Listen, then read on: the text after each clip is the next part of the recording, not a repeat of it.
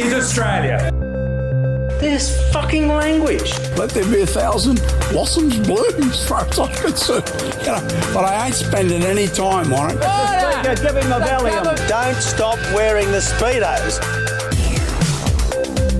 You're listening to Decode, the Betoota Advocate's podcast series for those Australians who have tuned out or never tuned in to the dark arts of federal politics. It's called being, you wouldn't believe it, a goddamn bloody adult. Welcome back to the Betoota Advocate's Decode Podcast, a new series that we've released. We're a fair few episodes in now, leading into the federal election, where we're interviewing candidates and we're interviewing sitting MPs from right across the country. We're also interviewing different people who work in the background of politics. We're putting together quite a summary of how things work in Canberra, from the National Party to the Greens to the Liberals to Labor and to different independents across the country. Today, we're actually very excited about today's guest because we're zoning in on the third force from Queensland, the KAP party. Now, Bob Katter has been a regular, I guess you'd say, feature on the Betoota Advocate over the years. He really gets our way of life out here in the Diamantina Shire, and he represents a lot of people, be they in Western Queensland all the way up north. Today's guest is running as a candidate further north than Bob, would you believe, north of the Kennedy electorate in Leichhardt. He has a distinguished career in a whole range of different areas, starting with, as a young man, playing rugby league football professionally right across the country, and then moving into community work, education, and, of course, organising with young people up there. He's announced that he's running for KAP, and a lot of people are excited. A lot of people in the community are excited up in Leichhardt because there really are only a couple options when you start getting that far north. The Liberal Party, it's so far north that the National Party doesn't even get a look in up in the very tip. And well, it is the Liberal and National Party. Yeah, it's the Liberal and National Party. Yep. It's a bit different to how things go in the Maranoa, where David Littleproud's still very much national. Yep. The ghost of Joe still lingers in the Queensland LNP. And today's guest is completely third party to all that, running for Katter. Thank you for joining us, Rod Jensen. Yeah, gentlemen, thank you for the invite. Much appreciate being on the show. Looking forward to having a little chat with you guys and see where we're heading. Well, thanks for joining us, Rod. The first thing we want to ask is, where'd you grow up? Look, I grew up on the Atherton Tablelands, and I'm Aboriginal Torres Strait. My dad's English, Danish, Australian. Right. So I'm a bit of a mixer. I kind of just flow in all areas. But traditionally, my grandmother grew up in Horn Island. My grandfather was born on Prince of Wales. They were moved off the islands around World War II, and then they came down to Atherton Tablelands. My mother actually grew up in Babinda, down here on the Atherton Tablelands. My father's side of the family came over in the early days and was given land, and they had farming properties up in Gelatin, the top end of the basin there, and we looked after horses and also piggeries. So the journey from there just sort of muddles around. People did a lot of moving around in the late 60s, early 70s. So a real North Queensland job. You're not an outsider, that's for sure. Yeah, look, and it's an interesting one. The boundaries have moved around a little bit through Kennedy and Leichhardt, and everyone's like, well, you have to be living in that space. And I don't know if living is enough, just being there every single day on people's doorsteps. They want a finite address to places. But as you know, Far North Queensland and North Queensland is a large, large place. So You can be somewhere and not really anywhere at all. You want to tell us a little bit about your story leaving that part of the world, because you ended up down there in Adelaide, which is it's a long way away. What was your journey, prior to politics? It's a journey for me, and people find this a little bit interesting, but I think everyone's journey is. As a young person growing up in Atherton Tablelands, we saw a lot of regulation coming in. My father actually worked in the logging industry back in the day, in the tobacco industry. And we saw all of these things shutting down. So as a young person, I'm looking for that springboard into life after school. I just couldn't see too much happening. There was a lot of unemployment, a lot of industries being shut down, a lot of change of thought. Government was sort of just talking about Brisbane at that stage. And I'm talking, in the late 80s, early 90s, and I made a phone call. I personally made a phone call to get out of the area and move to a boarding school. So I moved down to Cairns at St. Augustine's and spent most of my senior years there. Now, probably while I was being looked after in the community areas up in Ravenshaw and around those places, the community was fantastic. When I came to St. Augustine's, people sort of just saw something in me and started to foster the belief that you could do something else. And I was kind of looking for that. Can you tell us about that phone call? Who do you call? It's an interesting one. Back then, it's a phone booth on the side of the road, and there was an expectation. I think we just grew up a little bit different back when I was young. Things have definitely changed. But took an opportunity to take a couple of silver coins, 30 cents, and went down to the phone booth and made a conversation. I started a conversation on the side of the road talking to St. Augustine's. I don't come from money. I come from a hardworking family, and this is the reason why I'm in.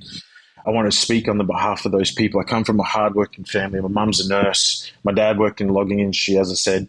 I make a phone call and say to someone, look, I don't know what life has for me here, but I want to stand up. I want to have something for myself afterwards. So the conversation kind of went down the line as, I don't have funds to come, but I'm sure there's something else I could do at your school. And they sort of spoke to me about sporting scholarships and bits and pieces. And at the time I was playing rugby league in the local division up there, the Eacham Rugby League.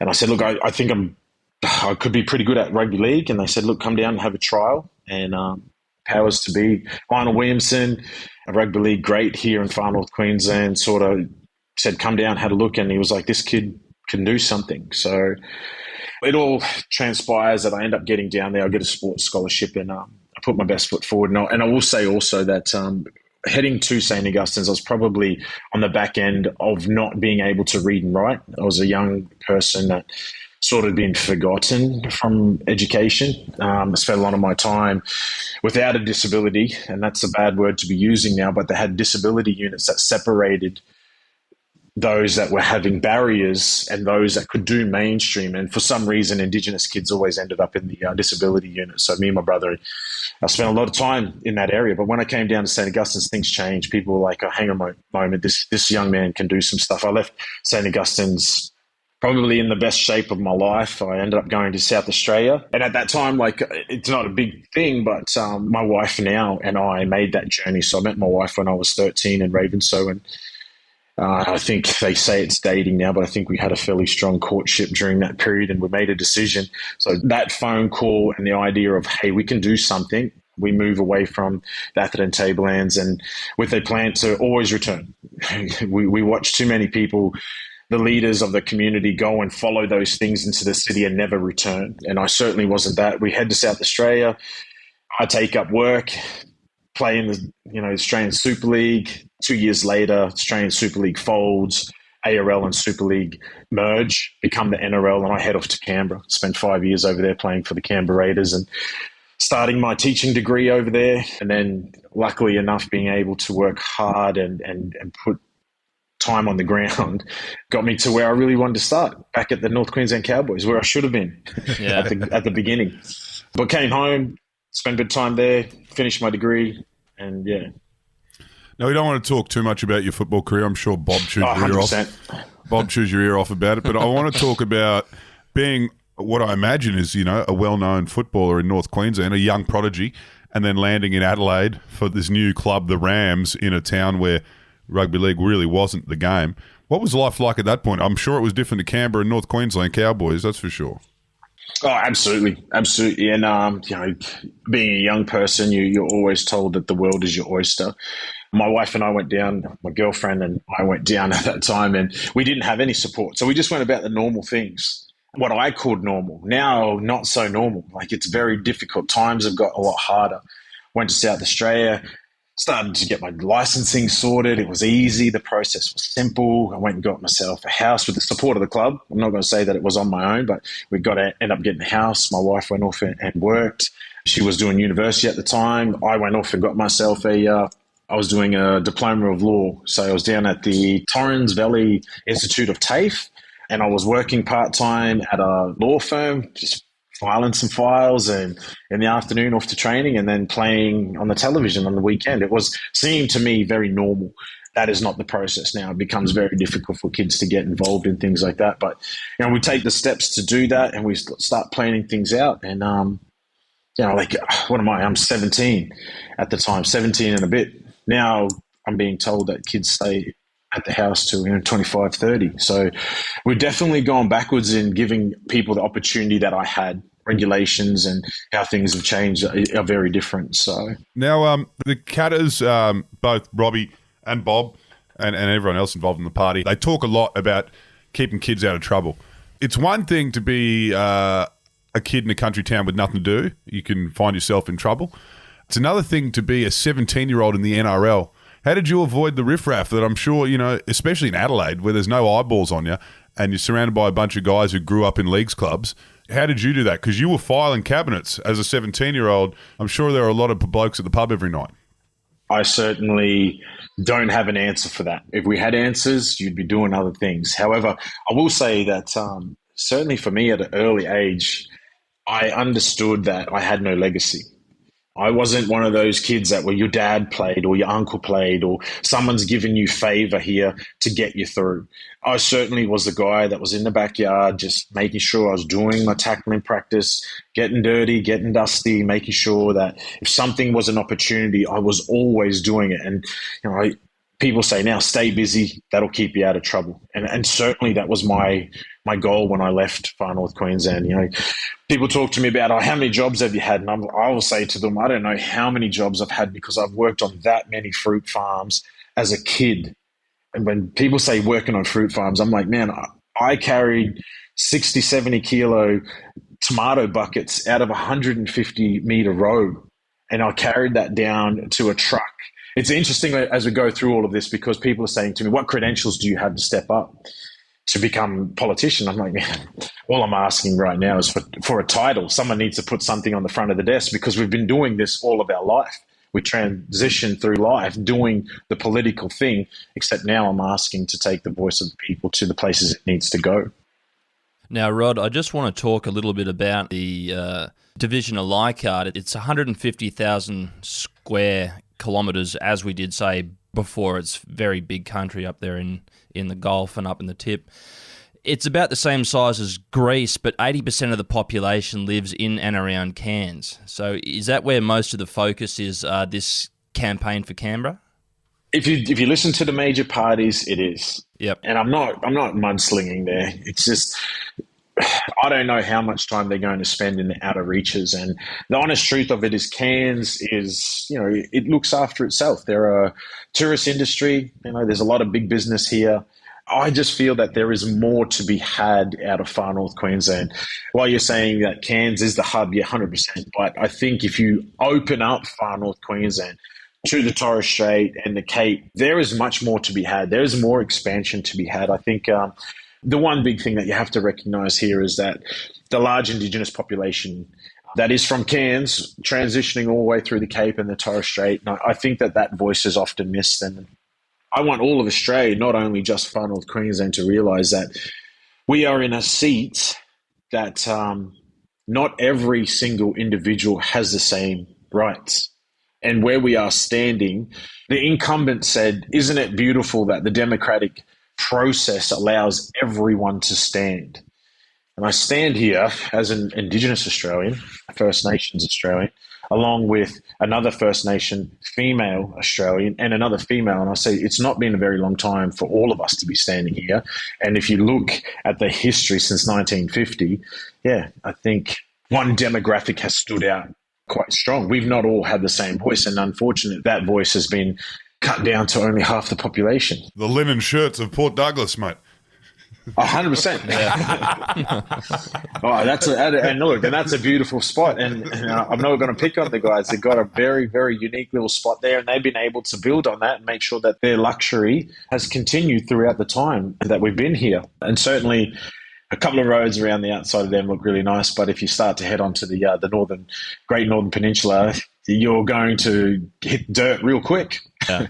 And I look at it and say, yeah, look, it's not just those locals, but it's the cattle industry that's being held up. It's the tourism industry that's being held up, and it's those small businesses that are being held up because the local major party are looking at specific niche areas to work, and that's where the built-up population is. So, Yeah. So you've got, as Errol just said there, you've got an enormous electorate. Although it is only the third largest in Queensland. Yeah. Well, we've got the Marinara, we've got Kennedy.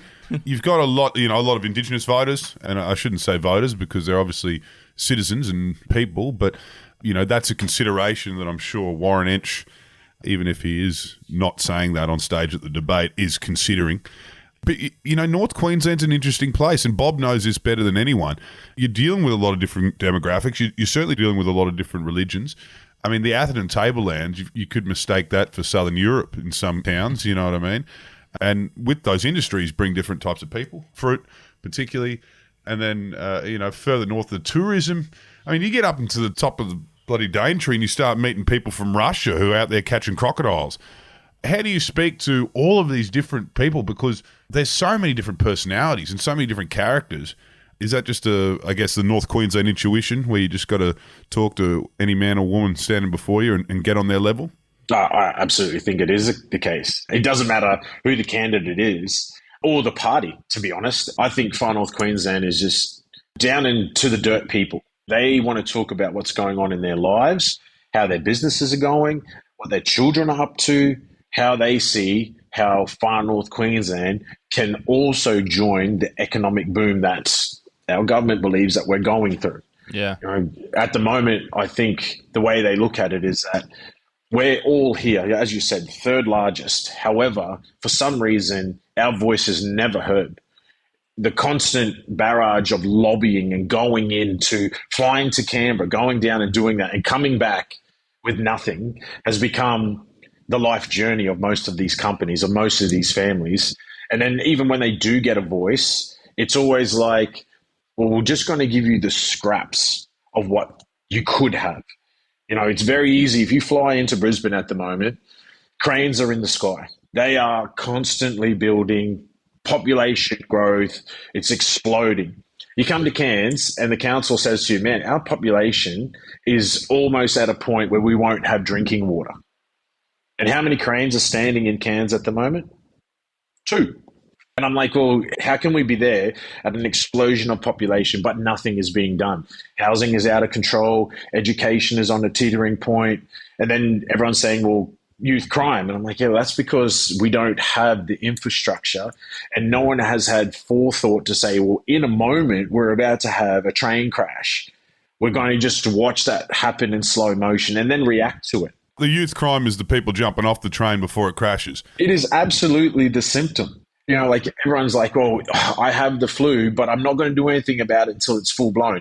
Mate, you've been coughing and your nose has been running for a period of time now. You need to do something before it gets to a point where you have to go to the emergency room. And often I think Far North Queensland is always in the emergency room before someone comes.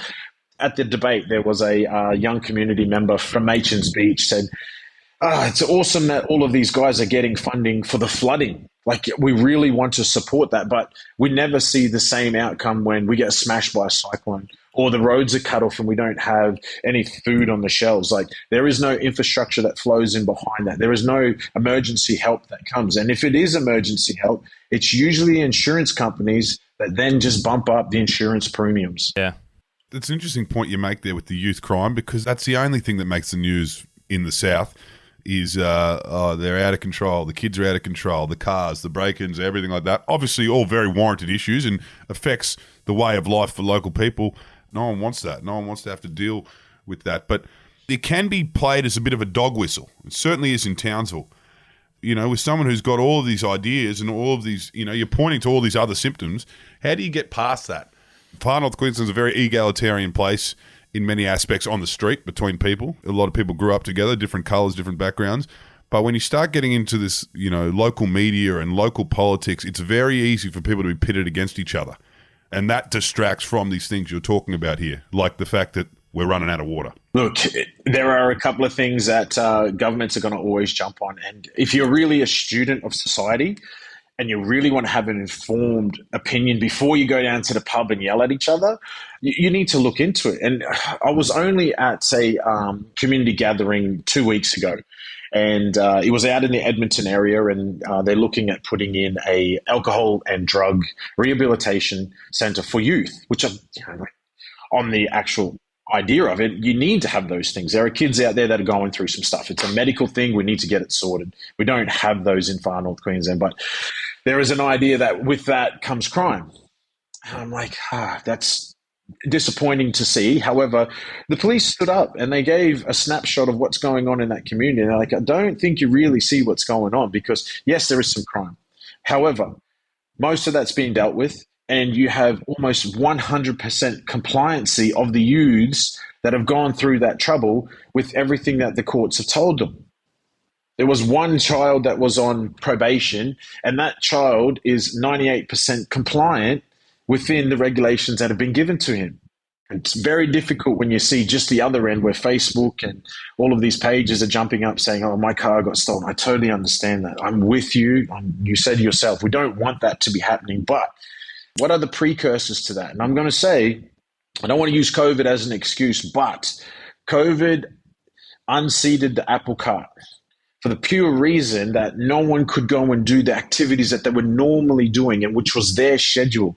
When you've got people that are unemployed, their families are unemployed, and low financial reward at the house, and there is no licensing, so you can't go out and have activities, school becomes a very attractive thing.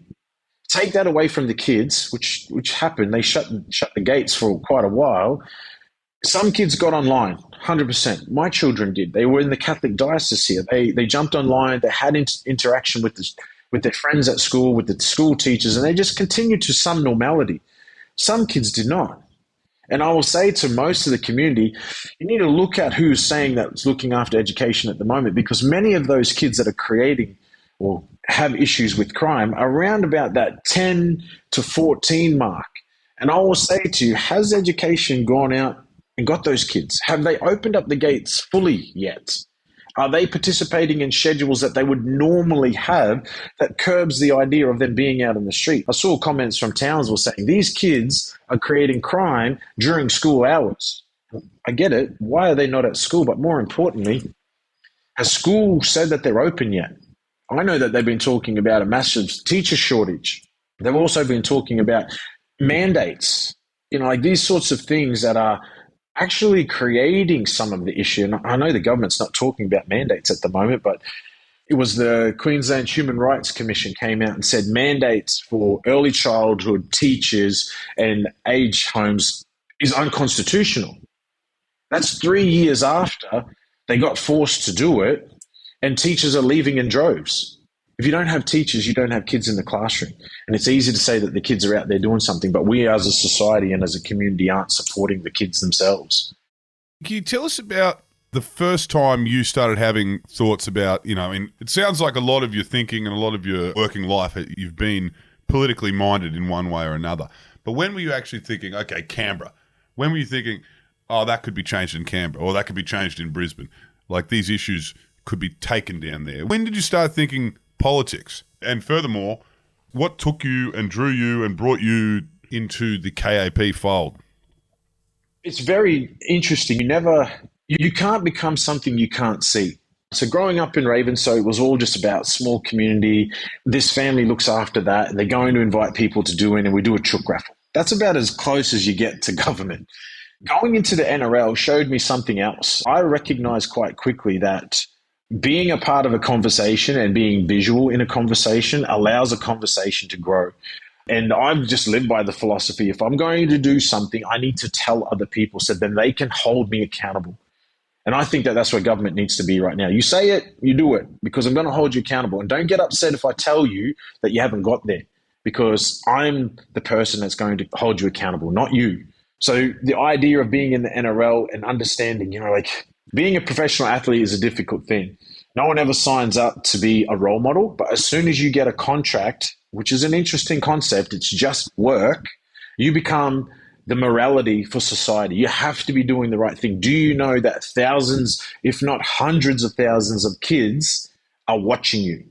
There is a part to play. And I certainly took that on board to say, well, I'm going to be the person that if a kid is looking at me, I'm hoping I'm doing the right thing. And I just moved towards that, and it slowly starts to increase, and then you work on a program.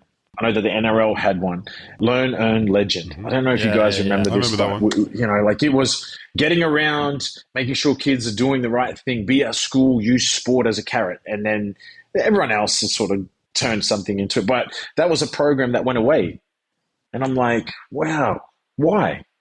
Why did that go away? And it was just because someone in Canberra decided on the ground there, not actually in the community. That community doesn't need that anymore. You know, like they do need that. It was working. We were doing the right thing. And then they just carved it up, and a lot of other people did it, but it doesn't wash out. It's been diluted to something else. So I'm like, well, we need to continue these programs. How does that program get washed away? And it was just like, well, no one spoke from community that you continually needed that. No one said in the societal field that this is actually working. Continue that process. And I was like, well, who does that? And there were no advocates, because when I was looking around it, the people that are in it are just lobbying for other things. It is what it is. Townsville always needs a new football stadium, apparently, so they were always working towards that. Yeah. You know, like, so they're going to have things that wrap around what the government requires for that. And I can see it, but at the back end of it, I'm like, well, would Townsville have taken something else rather than a football stadium? Because they still had one. You know, like you still were able to do something. And my gripe with that is that as young kids, we helped lay the turf over there at 1-800. Now we're not at the same stadium. It kind of burns a little. You know, so it is what it is. That's locals for you. So. Well, it doesn't help when your mate Jonathan Thurston's on stage at the 2015 grand final telling the Prime Minister that Townsville needs a new stadium.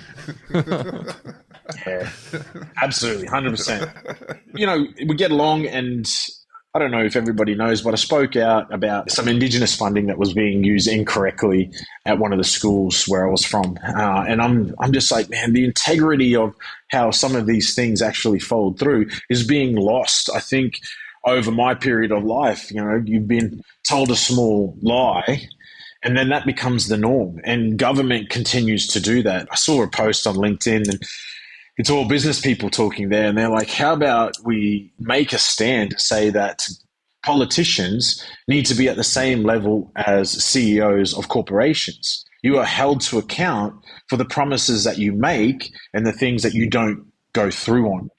It is a very good point to be made, because at the same time, I look at government and say they're allowed to get away with a lot of things. And certainly in my electorate, we're looking at it at the moment. The two major parties are throwing so much mud. I'm like, the thing that you're trying to say is that we both are a little dishonest.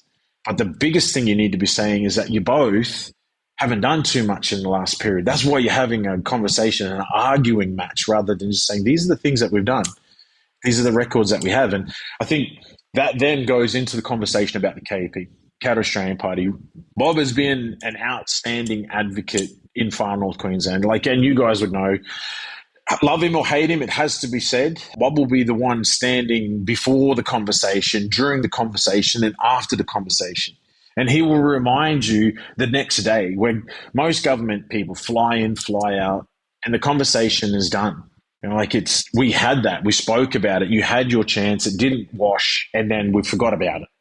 Bob's not that guy. He's the guy that says, no, I'm going to bring that up in 3 years' time. When you most importantly need my support, I'm going to remind you that you didn't do that, and that's what community was asking you about. That leads into some of the Treasurer's comments about the budget at the moment. You know, this is a 6-week budget, not a 4-year one. You know, like we're talking about fuel excise at the moment, which is killing us at this end of the world.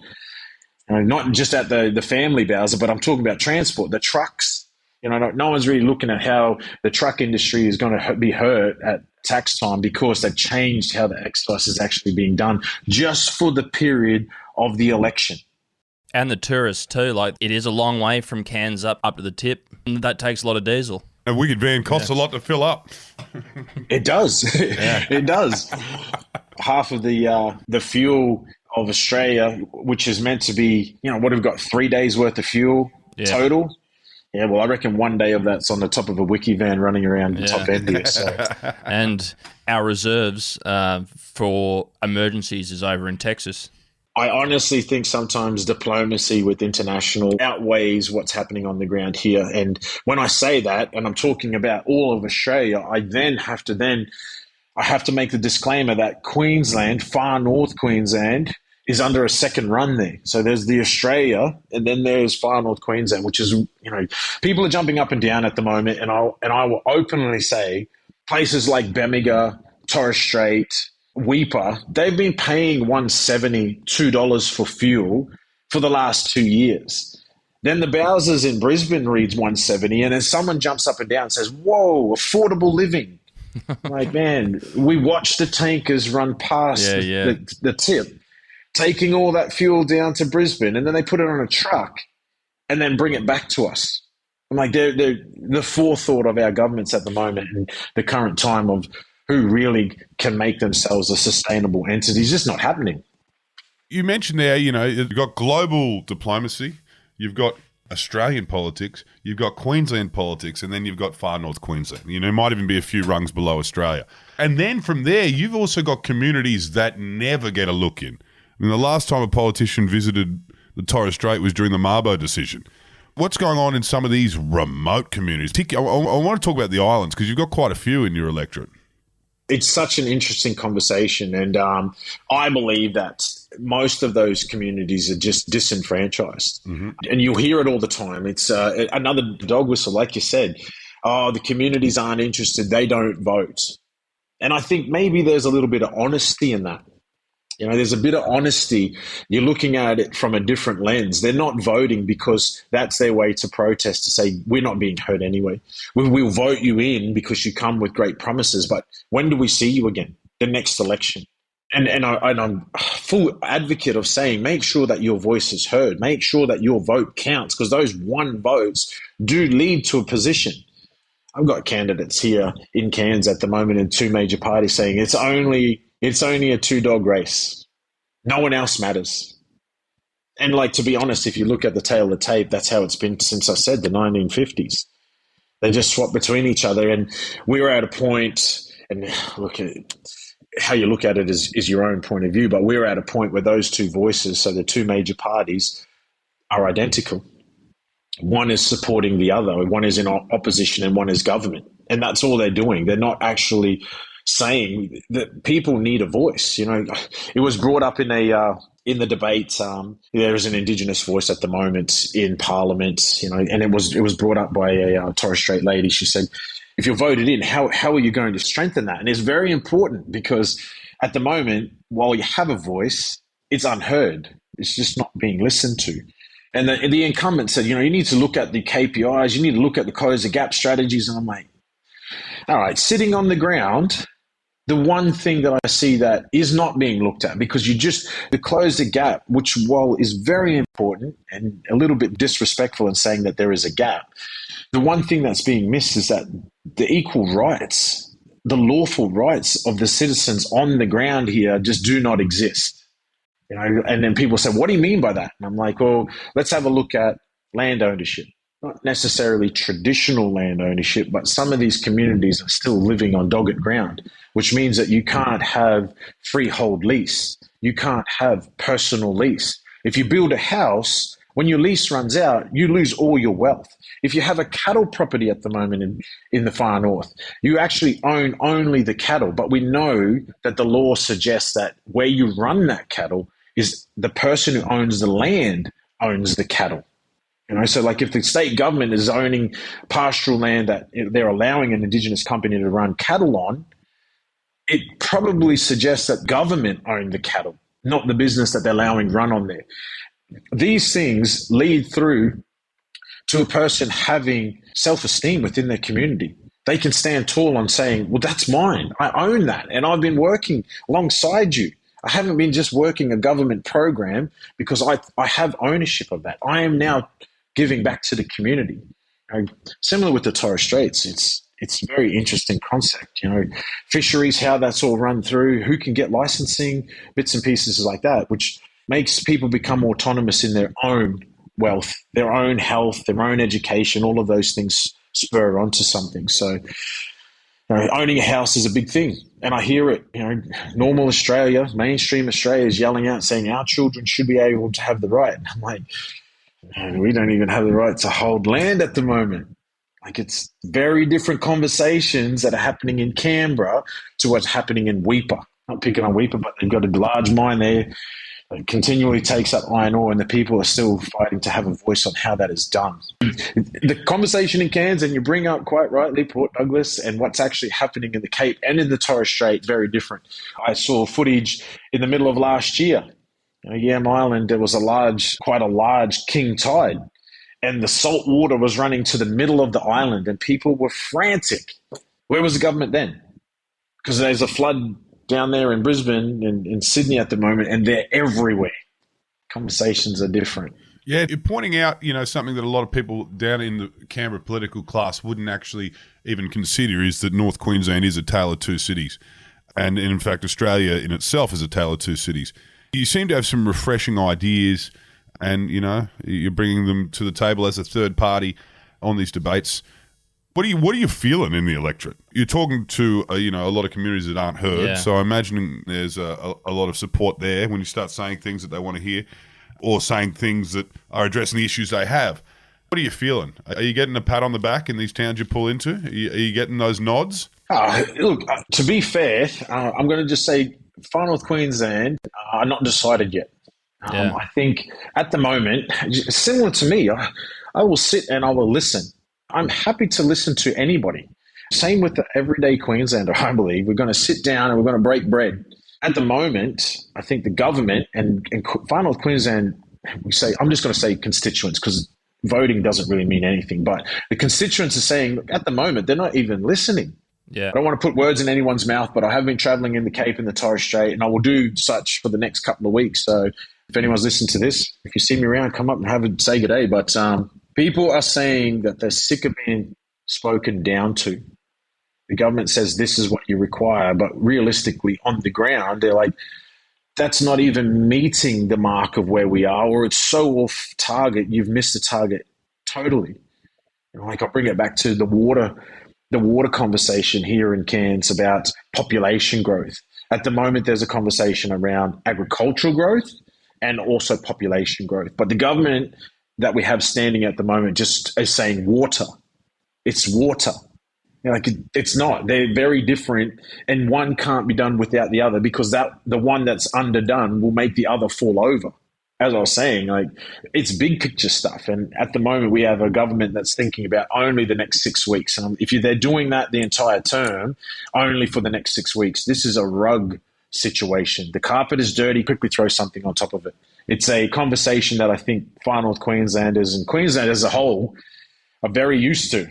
And they're looking at the moment to see what the next step is. We get confused with the idea because you have the party saying, well, it's a main party. An independent can't do anything. My conversation is just have a look across the border into the Kennedy electorate. You know, Bob. Yeah. He's not even speaking on our behalf, but he's here holding the people that should be accountable. And he's only doing that because he actually cares for you. He actually wants to see things happen. And that's where we need to be. I'm like, the parties are important, and don't get me wrong, the Cat Australia Party, they have their policies, but we understand that we have to stand together, because on your own, you get picked off by some of these larger beasts, and they're not so nice when you're actually on the ground trying to get things done. Yeah, well, it isn't like the Prime Minister is coming over to David Littleproud's office and knocking on his door and asking what he can do for the people of the Maranoa to get his vote on some policy. He's coming to Bob's office and saying, what can I do for you to get your vote on this? And he'll say, I want air conditioning in every school in Kennedy. And they say, no worries, Bob, is there anything else you want? He's like, yep, I'll have a dam, I'll have some railway, please. And then that's why in Kennedy and in parts of Townsville, they have all this new infrastructure, is because they've got Bob there to advocate for them, and he's got so much power as an independent entity in the House of Representatives. He has more power than the Deputy Prime Minister would in his own electorate, because he at the end of the day can decide and be the final vote. And in many cases throughout his career, he's decided who the government is. Absolutely, and you guys have articulated it quite well, how Bob is able to influence. And certainly, I've been saying, if we could just for a moment fathom a similar voice side by side at the boundary of Kennedy and Leichhardt, we start moving to that idea that we can stand on our own autonomously. It will happen a lot quicker than you think. And the other thing that I'll add to that is that the political conversation is, all right, if you're going to be the independent, who will you side with? Because I'm going to choose the party and I want to know that you're going to side with them. And it's exactly how Bob says. It's not that. It's about who's going to come and side with us. Because as an independent, we have a very strong voice. And what does that mean? It means that the constituents of our electorate have a very strong voice. It's not about, I know it seems like about Bob, and he'll tell you he's the first one. He's not a workhorse. He's one of the show ponies. But at the back end of it, you have to recognize that the work that he's doing only elevates and amplifies the voice of the community. And you see it such as the programs that have fallen on the ground. Quickly, before we go, Rod, I think the last time we saw Bob in Cloncurry, he was telling us that his boy Robbie, he could have been the next best thing in rugby league in this country, but he gave it all up to go into politics. Now, you're about the same kind of vintage as Robbie, playing together in North Queensland as young fellas. Was Bob right in saying that Robbie was going to be the next Wally Lewis? The next Rod Jensen? I always have this conversation. It's an interesting one. There's only one Jonathan Thurston. Yeah. Everyone does their time and everyone has their journey. And I know that's sitting on the fence, boys, but when you say that you were going to be the one, you were either the one or you were a different one. Yeah. So when you came in, Rod Jensen was going to be only Rod Jensen. And I said it before. I was very, very fortunate that I didn't have legacy. I see a lot of the footy players now that I played footy with and who are legends of my era and the era before. Their sons now going through and they're having to live up to the legacy. And it crosses all borders in that sense. Like Bob and Robbie are going through their thing at the moment. And I'd really like to just steer people to the idea of how KAP has started and where it's heading to. And I think that as we move forward in the future, that there is really strong leadership in that next level down. And there will never be Bob. Yeah. There's a legacy that will be had. But remember, the person that's coming after will always be the next one. There won't be the one. But they will be the next one. So, and saying that, if anyone's listening out at Cloncurry, I don't know if you guys remember me, but I really appreciated my time out there. Battle of the Mines, out there running around with the guys in the dust and the dirt and the heat. Absolutely wonderful community, looked after me exceptionally well. I hope that I've done you proud when I came out there. There was always a couple of beers at the local pub and a lot of footy being played. So, just a shout out to the guys out at Cloncurry. Well, mate, you've given a very, very modest and humble answer to us asking whether Robbie Katter was shit at rugby league. Because I tell you, I believe I wasn't the best.